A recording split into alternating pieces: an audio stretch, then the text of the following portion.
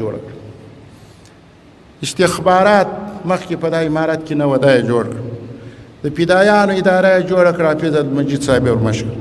د معسکراتو اداره یې جوړه کړه، د مشرتابه دفتر یې جوړ کړ، زه یې ورمشر کړ. دا په اداره کې دا کارکردګي وه، دا یې په اصطلاح د پرمختګ کارونه وه چې کړې وه، تر اوسه پورې موږ ته یې عمل وکړو. دا اوس تا ته معلومېږي هر سړی په اداره کې چې یي، دا چې اوس موږ ته یې په دا خپلو ادارو کې نه رانیسو، دغه ادارې دي خالي فعاله کړو. نوې خو پرېږده، خرابول د یو کار ډېر اسانه دي. پلانکی وزارت منحل، پلانکی منحل، پلانکی منحل، مبارک. دا چې جوړوي دا ډېر غټ کش لري.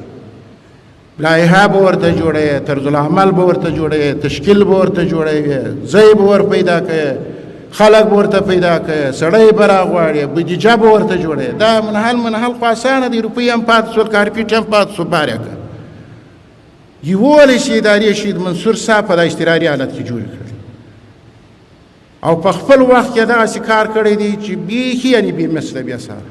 خدای پاک دا خپل کمزوری سړی، کم استعداده سړی، دغه رقم سړی چې مثال په ساړه ټوکلي شوی و، په ډوډۍ نه و موړ به یې ګوله وراړول، په دغسې سړی ځینې جوړ کړي چې د وخت فرعون، ناټو، امریکا، ایساف، څه رقم نومان چې اوس یې پر اوکراین غوبل کړی دي. 300 سکاټ روسان د نجیب په وخت کې یو سکاټ راغی پر خوست ولګېدی، هغه غار ولاک تر اوسه ډکه شوې ده.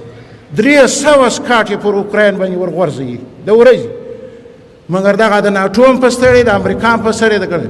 دا ټوله دنیا موږ ته رایله وه. دغسې کم استعداده خلک خدای پاک راوستل، سپار یې کړله په یوه مسیج طاقت چې چاته یې وکړی وی. د منصور صاحب شهید د مسیج طاقت په چا کې نه و. وروسته د کندهار مرستیال والی الحاج مولوي حیات الله مبارک ویل شهید امیرالمؤمنین منصور صاحب د امارت لپاره یوه لویه هستي وه چې په ډیرو سختو حالاتو کې اسلامي امارت